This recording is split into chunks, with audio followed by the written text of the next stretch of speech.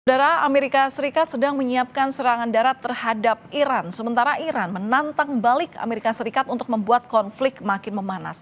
Apakah akhir perang ini masih jauh? Kita akan bahas bersama Guru Besar Hukum Internasional Universitas Indonesia, Profesor Hikmahanto Juwana. Selamat malam, Prof. Apa kabar? Selamat malam Valentina, kabar baik. Iya, kabar baik. Semoga selalu untuk profesor dan juga keluarga. Prof, ini kan Amerika Serikat siapkan skenario invasi darat di Iran. Nah, ini bagaimana Anda membaca peta kekuatan dari Amerika Serikat versus Iran ini? Ya, yang pasti adalah kalau misalnya kita bicara tentang peta kekuatan, itu bukan peta kekuatan keseluruhan pasukan Amerika Serikat ya. Hmm. Karena kalau tadi disebutkan ada 2,2 juta gitu ya, itu kan tersebar ke seluruh pangkalan militer yang ada di dunia, termasuk di Amerika Serikat sendiri. Nah, tapi kita harus berkonsentrasi pada pasukan yang akan dimobilisir ke Iran, dan yang saya dengar jumlahnya itu sekitar kemarin ada 2.500 marinir, lalu ada 1.000 dari 82nd Airborne, dan kemudian ada penambahan lagi 3.500. Jadi mungkin sekitar 6.000 7.000 itu yang akan dipersiapkan. Dan kemudian maksimal menurut berita yang saya dapatkan itu maksimal itu akan sekitar 15.000. Nah, sementara kalau Iran sendiri pasukannya itu kan ada 1,1 juta, dan mereka ada di Iran ya, karena dia dalam posisi posisi defensif gitu ya. Nah, ini terus terang kalau misalnya seperti ini tentu tidak imbang tentara yang akan Mm-mm. apa namanya dimobilisir oleh Amerika Serikat. Nah, tetapi yang menjadi pertanyaannya adalah apakah pasukan Amerika Serikat ini kalau mereka melakukan ground invasion ya, mereka melakukan serangan darat itu apakah di pulau besarnya Iran gitu ya, di mainland Iran, atau sebenarnya hanya khusus di Kirk Island di dekat Selat Hormuz.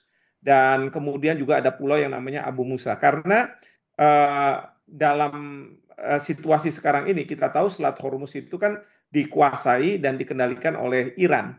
Nah, sekarang dari pihak Amerika Serikat ingin mengambil alih kendali itu dengan cara menurunkan pasukan-pasukan daratnya untuk bisa mengambil alih Kirk Island.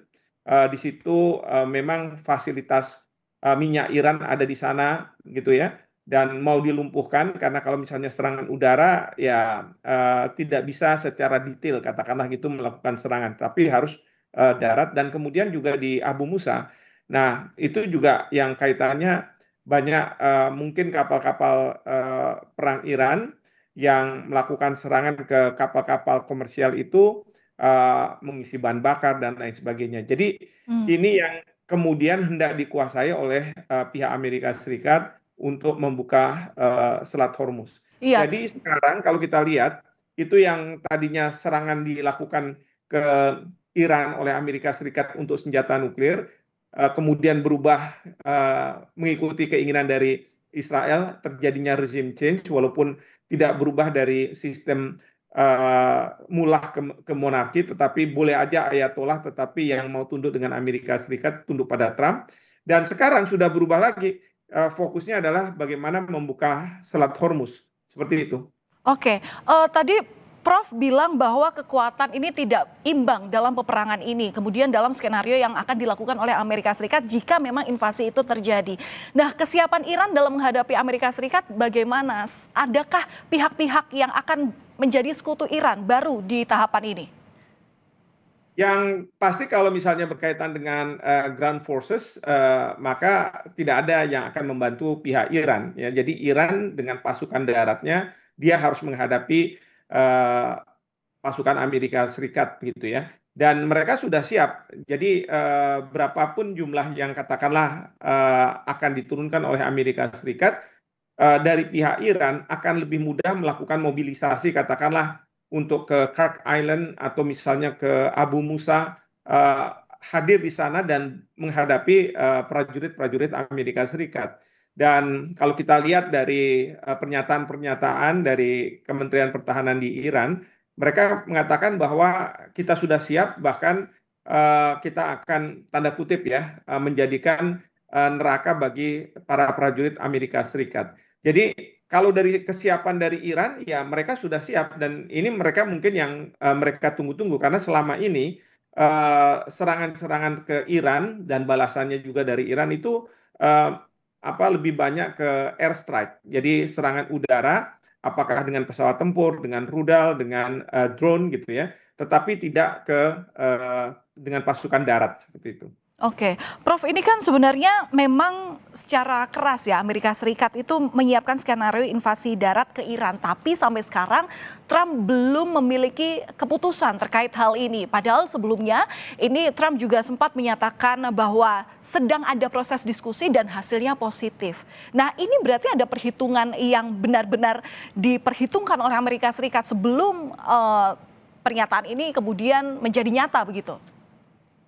Ya, sebenarnya di Amerika Serikat sendiri di kabinet itu sepertinya ada perdebatan ya di internal antara Marco Rubio, Menteri Luar Negeri Amerika Serikat dengan Pete Hegseth, Menteri Perang. Karena kalau bagi Marco Rubio, dia mengatakan bahwa serangan udara oleh Amerika Serikat itu sudah cukup dan Iran dianggap sudah kalah dan kemudian Amerika Serikat akan segera memenangkan perang ini. Tapi dari Pete Hegseth, dia mengatakan bahwa harus ada persiapan untuk adanya serangan darat, ya. Dan akhirnya mereka sepakat bahwa memberikan kesempatan kepada Presiden Trump, kalau sewaktu-waktu, menurut keputusan dari Trump, memang diperlukan serangan darat, walaupun belum tentu itu juga dipakai, belum tentu.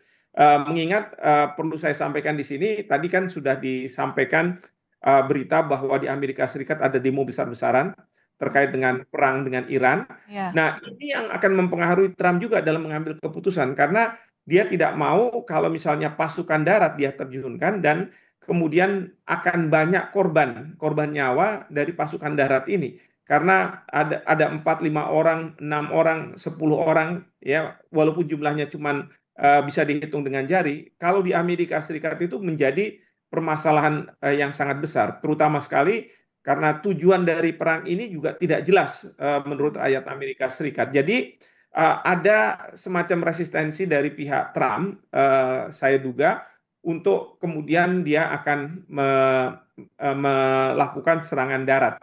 Ya, jadi dia akan konsisten dengan serangan udara sambil negosiasi terjadi, terutama pembukaan Selat Hormuz. Tetapi dari sisi Iran, dia kan sudah pandai nih.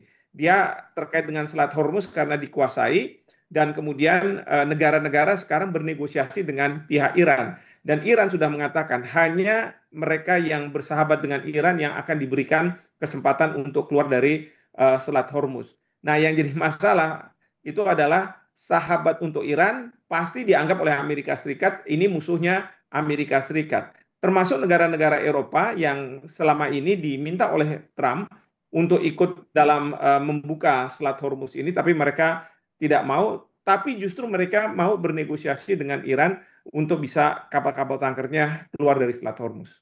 Baik, baik. Terima kasih atas analisa Anda pada kami di Kompas Malam Kompas TV, Guru Besar Hukum Internasional Universitas Indonesia, Prof. Hikmahanto Juwana. Salam sehat selalu, Prof. Terima kasih.